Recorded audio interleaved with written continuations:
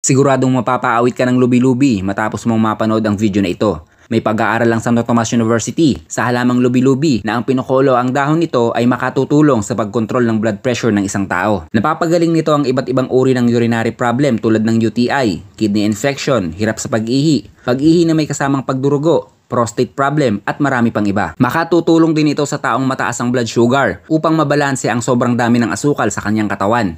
Sa mataas ang kolesterol, nagagawa din itong sunugin yan gamit ang nilagang dahon ng lubi-lubi. Madalas ditong ginugulay yan sa kabikulan at masarap din itong gataan. Libre na, masustansya pa. Ang ugat at balat ng katawan naman nito ay ginagamit bilang gamot sa mataas na lagnat, diarrhea, sakit sa ulo at hypertension. May anti-inflammatory properties itong taglay na mag-aalis ng rayuma at asma sa ating katawan.